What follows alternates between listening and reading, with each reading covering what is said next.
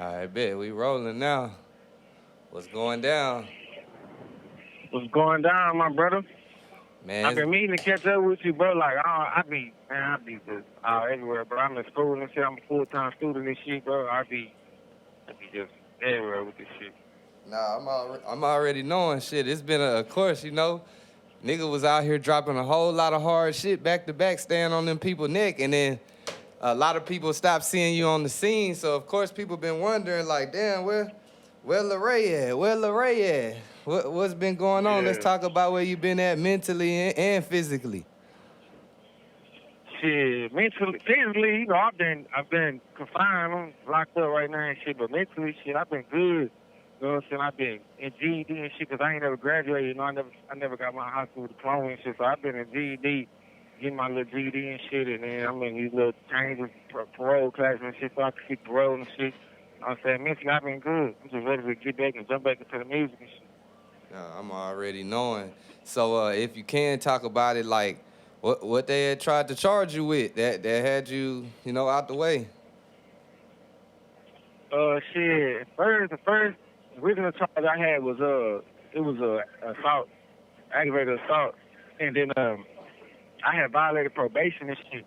I was on probation. I've been on probation since 2018, and I had violated by catching a new charge or whatever, and I had been out on bond and shit. But like, ain't nobody really know, like for real. You know what I'm saying? I really was on anchor monitor the whole time, but ain't nobody really know I was on anchor monitor because I try to keep like what I do. You know what I'm saying? On my music separate from my personal life. You know what I'm saying? So I was just still putting the work in, but I was kind of limited to what I was doing and shit. And then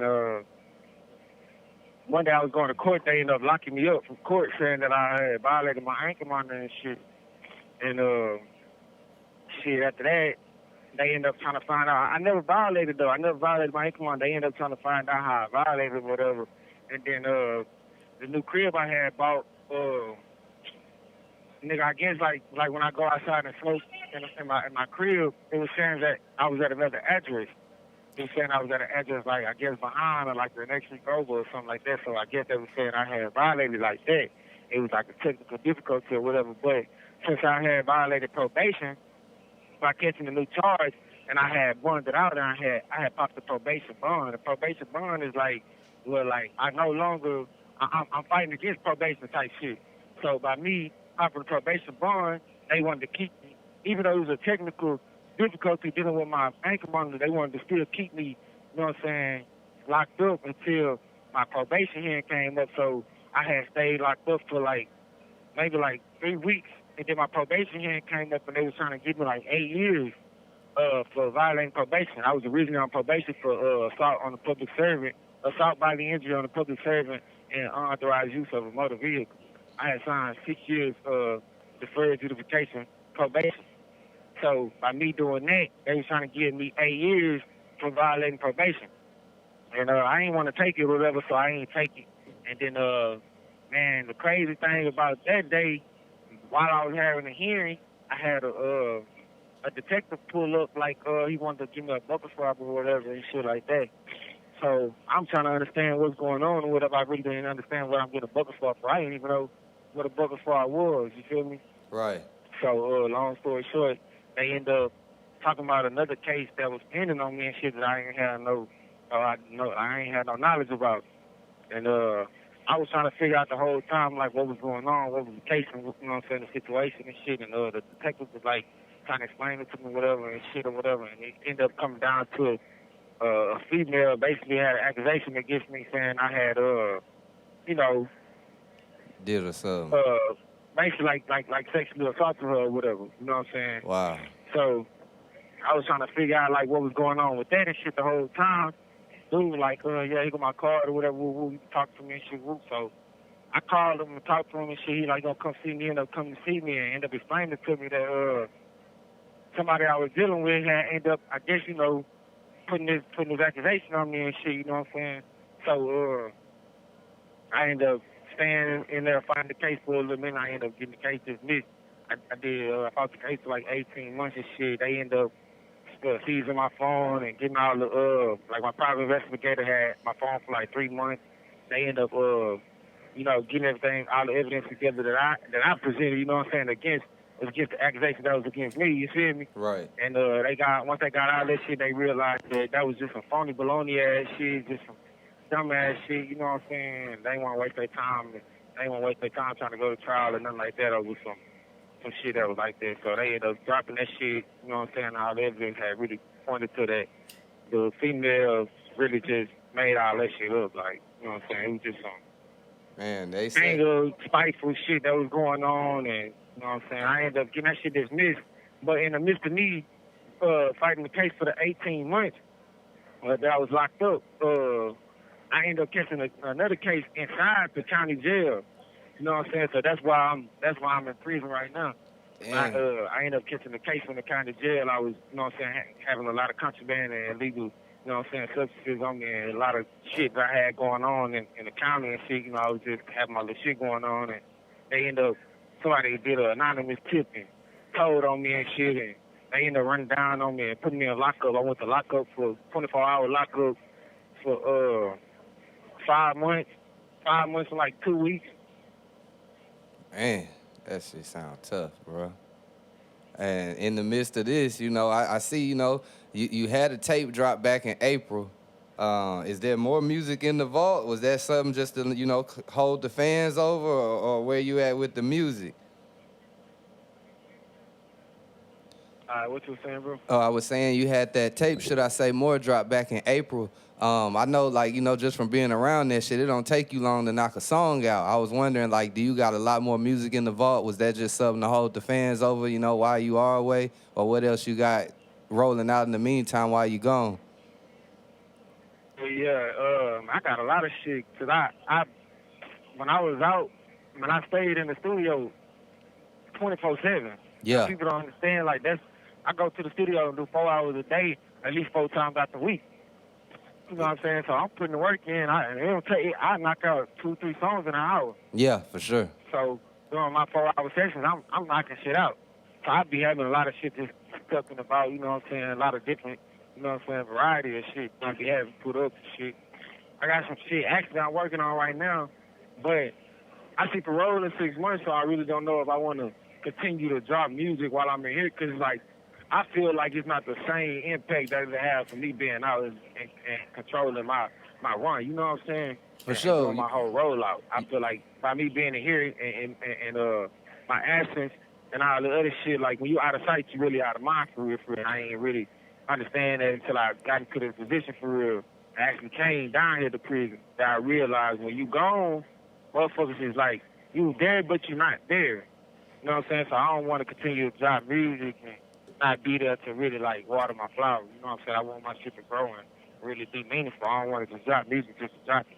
Yeah. Now, while the time you been gone, have you noticed, like, people that you thought was fucking with you kind of, like, take a step back and not fuck with you while you not here, or has the Man, love? I was finna get to that because I was still explaining, like, before the phone hung up, like, the whole process of everything that I was going through.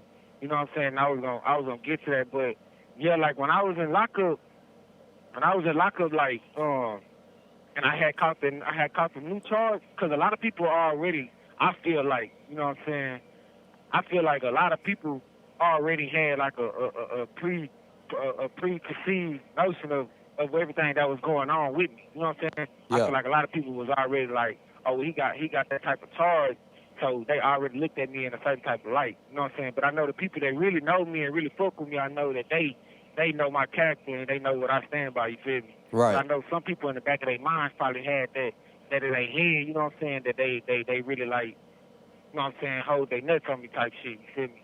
So I realized when I was back there, like, you know what I'm saying, and by me catching that new charge, that people was like, I can hear, like, it was certain, like, I had, like, a group of females and shit that I was, like, talking to and shit, you know what I'm saying, like, people that was supporting me and stuff like that. And, like, I can hear, like, how they was talking about me catching the new case, that they was, like, giving up on me even coming home. Like you down there, you checking, you catching cases, you already got a badass case that you need to, you know what I'm saying, get dismissed and shit like that, you know what I'm saying? And I just felt like people, when you down here, yeah, people that you think gonna be there, they might be there for the moment, you know what I'm saying? They might even ride it out, but it's not gonna be how you think it's gonna be.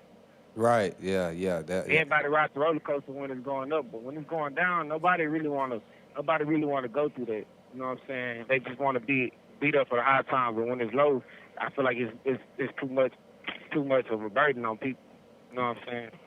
Yeah, for sure. One other thing that I did see going on, I saw you were a part of the Rejects tape, which, a lot of people have been giving a lot of positive feedback to. Had you been in contact with any of the Rejects, or like, what I'm saying, had Trae or anybody reached out to you during these times you've been going through? Yeah, not really like everybody like far as the other artists like that, cause I ain't really like I that was my first time really just working with them on that project, which I'm more connected to that project through Trae. You know what I'm saying? Okay. But I have talked to Trae on several occasions, and he looked out for me a couple times. He made sure I was staying in here. You know what I'm saying? He checked on my mental and my well-being. So yeah, I for sure talked to him, but not so much with all the other artists, because I ain't really had no connection with them outside of that project. Yeah, nah, for sure. Shout out to Trae. He's a real stand-up dude. Yeah, hell yeah. Shout out to all of them, man. Shout out to everybody that's on the Rejects project. You know what I'm saying? Shout out to the campaign that they was doing. I heard they heard everybody was getting booked up and all type of shit. So that's a real good look for everybody. You know what I'm saying? I think that was good. Yeah. Another thing I noticed out here, at least, well, this is what I made a post saying that, a lot of people have been asking me, and I'm sure other people like, dang, where Laray, how Laray been, da-da-da-da. So I made a post so people could ask or put in questions that they wanted me to ask you while we were on here. And Mook, CEO of Stay Down Productions, he wanted to ask, you were one of the artists that had garnered a whole lot of views when you were out. Like, you used to put up a lot of views. You knew how to work the internet, whether it was the promotion, marketing, etc., on top of just giving good product out. Now he said that you gone, it seems like a lot of people trying to take the recipe that they were trying to troll you, and, it was like, oh, his views might not be real. What's your thoughts, like, just knowing that you had that influence to now that many other people want to jump on your wave? Hold on, the phone had went out. Can you hear me? Yeah. Yeah, you said they was trolling doing what? Trolling, saying like that because you were getting a lot of views, putting up more views than everybody. People were like playing like, oh, his views can't be real, da-da-da. But I said that you just knew how to, whether it was promotion, marketing, etc., you knew that it take more than just rapping and dropping. And now it's a lot of other people that are trying to, whether they get ads or promo from the blogs or just, making sure they market their music. I feel like that they kind of took your route. What's your thought, knowing that you had that influence and that people still doing that? Man, like, I hear all the time, like I'm a very humble person, bro. Like, I don't like a lot of shit. It's in me. It's not on me. You know what I'm saying? Yeah. So I don't got a front, but I do, or like put it in people's faces and shit. But a lot of the time, like, other people do that for me. You know what I'm saying? Like, the streets talk for me type shit. But a lot of the times that I done had conversations with people since I've been in here about, like, I just check in every once in a while to see what's going on with the Houston music scene, and, you know what I'm saying, what's going on, who's dropping, and what's done bubbling and what's not, you know what I'm saying? And, like, people always, like, man, like, you really the influence to a lot of people, and you really don't know. But I do know. I just don't say nothing. I sit back and just, I'd rather give you the opportunity to give me the flowers. You know what I'm saying? I don't want to take them from you. You know what I'm saying? So I don't be saying them, but I know a lot of people do watch what I do and try to, you know what I'm saying, mimic. And I don't think it's a bad thing either. Like, I feel like you should look up to somebody or look and get advice, or you just even just some type of influence from somebody that you see that in your life that's doing something positive or that's gaining in something that you want to gain in. You feel me? So I don't feel nothing negative with people trying to do what I do or anything like that. I feel like, shit, if you see the recipe and you got it together, then do what you do. If it works for you, it works for you. Like, everybody got their own lane. That's my lane. Like, you know what I'm saying? My lane, I do what I do, and it works for me. You feel me? Yeah. So while you been there? While you been down, have you been, writing, gathering your thoughts on music or a direction you want to take your music when you do get home? Yeah, I've been writing, like, I write a lot, actually, but, like, I realize I'm really a recording artist, bro. Like, it don't really click to me and stick to me how it would if I was actually in the mix, like, actually in the studio and making the record. Right. Like, when I make it here, like, when I write it and I just do it and I can't record it, it'd be like, well, I can't record it, so what's even the point? You know what I'm saying? But And then a lot of the material, like, this not my first time being locked up. It's my first time being in prison, but it's not my first time being incarcerated and gone over a period of time. So every time I've been locked up, I never use the material that I write when I'm in here. You know what I'm saying? So I just use it as like an exercise and perfecting my craft type shit. But I have been writing this shit and kind of coming up with different ideas to be more creative when I do get out. Because I don't want to do the same shit. You know, I always got to elevate and do different shit. So, you know, I'm coming up with some different recipes and shit.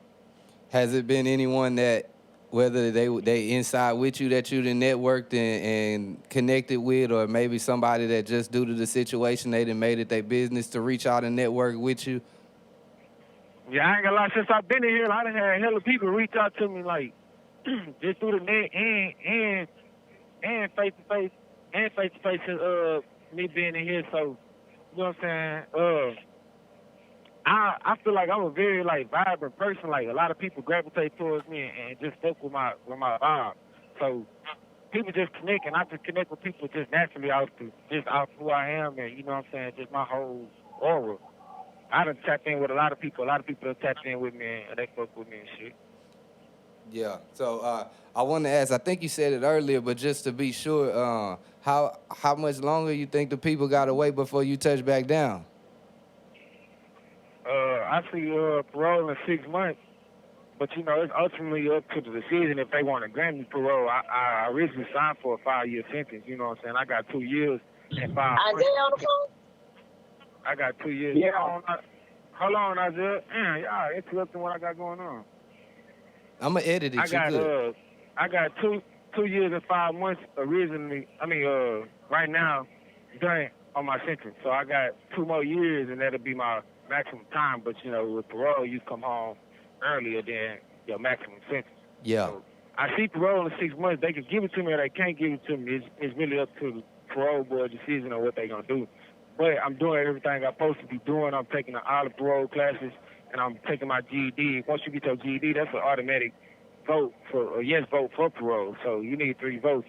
I'm knocking these votes down, trying to make sure I get this shit. So I think for sure I'm a pop. When I see him in 6 months. And then so coming home, what you gonna do different, or what you think your headset gonna be just to make sure you don't gotta go back to that motherfucker? Man, I don't even really do shit to come in here. You know what I'm saying?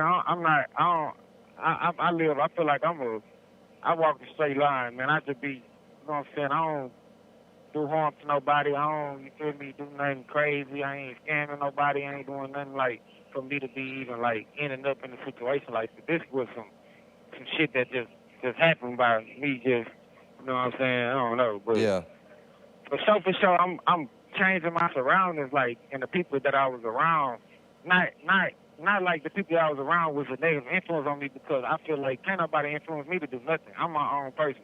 I'm gonna do what I want to do anyway. So if it's something negative that I want to do, I'm gonna do it. It ain't be influenced from nobody else. But at the same time, I feel like I gotta just, if in order to change, I gotta change my surroundings and my train of thoughts, and you know what I'm saying, just everything.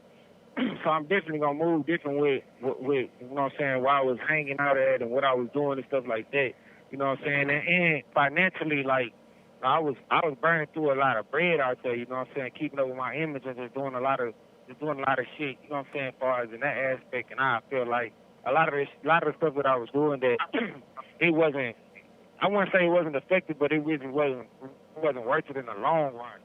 So I know financially, like, I'm gonna chill out on the shit that I was doing and really just start putting myself in the position of more ownership than just, you know, some bullshit. Right.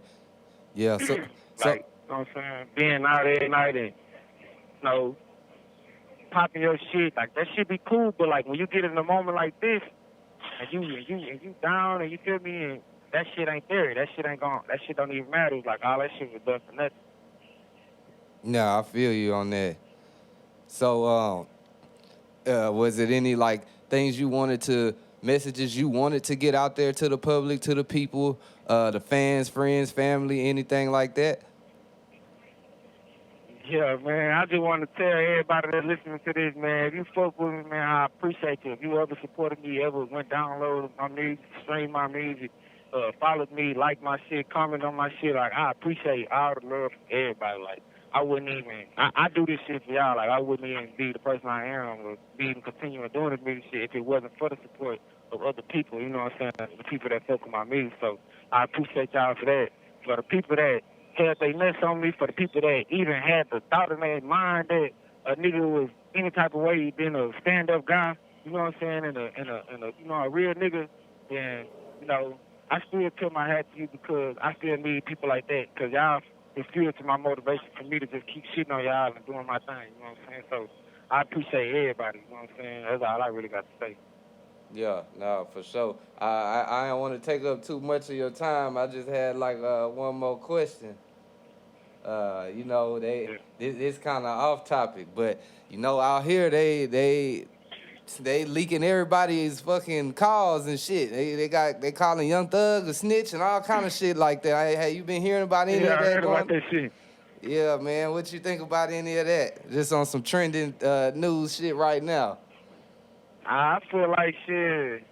I don't know. I mean, I ain't really get a chance to like hear everything like for myself. I just been hearing word of mouth from other people, but like shit, I just feel like they gotta figure that shit out. Like I don't know. I feel like he saying everybody was rat, but now they saying you a rat. So it's like I don't know. Motherfuckers just gotta work clean and that shit is messy. Like all that shit messy. Yeah, because, you know, he had a bunch of jail calls leaked where they were saying, like, he was talking down on the people he was cool with. And then there was some people saying, oh, he is a whole-ass nigga. And some people saying, oh, you know, that's jail. Like, nigga, when you down in jail, like, it's not fuck everybody, but your mindset is trapped. So, like, you just overridden with feelings of, like, anger, regret, guilt. Do you feel like you relate I to? agree with that, bro. Right there, what you just said, like that last part, like, yeah, cause I've been through it. You know what I'm saying? It was a phase that I went through in here that I was feeling like nobody was really there for me. You know what I'm saying? I was feeling like, man, fuck everybody, fuck all of them. Like my homeboys ain't fucking with me, my people ain't fucking with me, my females ain't fucking with me. Like you know what I'm saying? But that's just a mental thing that niggas go through by being confined and being behind these walls. It makes you feel like that. You know what I'm saying? When people really do have love for you, people really do fuck with you and shit. It just shit. You know what I'm saying? I don't know. I feel like they got a funny way of showing it, but I feel like it is there though. You know what I'm saying? So you shouldn't feel like that. Yeah. Last thing I'm going to ask you, and then That's how it be sometimes. last thing I'm going to ask you before I get up out your way, I want to ask you, you know, while you been down, what are some things you've been doing to, you know, make your time go by? Is it working out, sports, music, reading? Man, they got these tablets and shit down here now. You know what I'm saying? So I be watching TV shows and movies and shit. You know what I'm saying? Just sit back, relaxing. I don't really do too much working out because I'm already a slim nigga. I done gained a lot of weight though, but I'm still like my metabolism that make me just be like fat and shit. Yeah. So I don't really I'm good. I'm just trying to really gain the weight, keep the weight. I ain't trying to be muscular and shit and ripped and shit. I'm good on that. So I don't really too much work out, but I be chilling and shit. I go to Rick, I hoop and shit, you know what I'm saying? Do a little shit like that. I just, you know what I'm saying? Do a little politicking with everybody and shit on the compound and shit on the unit and shit like that. I just be chilling, man, just letting my time go by. That's really it. Yeah. Now, and if you can say, like, the units I be you reading this touch. shit too, my bad. I be reading this shit too. I be in my books and shit. They got a library and shit. They got a lot of live books and shit. I been reading this shit. Yeah. What's some of the units you done touched, if you can say them? I only been on 2 units. I've been on Beto unit, and right now I'm on Trustmo unit. I'm right now I'm on the pre-release facility. Like everybody here, they about to get ready to go home. And shit. Like everybody here already make parole, or they like real close to making parole, or they real short on their time type shit. Yeah. I'm at a good unit right now. It's a safe prison. Like it ain't like too wild like the other ones. But the first unit before I had got transferred here, I was on Beto, and that whole rock and roll, that whole niggas getting stabbed, niggas falling off the top rope, dying, niggas, all type of shit going on. Shit. But where I'm at right now, it's a little more laid back and shit, you know what I'm saying? That's where I need to be, so I ain't trying to be in the mix doing all that extra shit. I'm trying to get back to what matters the most. Nah, facts. Yeah, well, again, I appreciate you. You know, we've been overdue for this shit, but, you know, we locked in, so whether it's behind the walls or in the free world, we're going to keep locking in, doing interviews, and staying up to date with what you got going on. Yeah, hell yeah, and I appreciate you for just, you know what I'm saying, being patient with me and still reaching out and still willing to even do the on the phone interview and shit. You know what I'm saying? I really appreciate that for sure. So you know, we locked in. Whenever you need me to do anything, I'm always gonna be looking to that.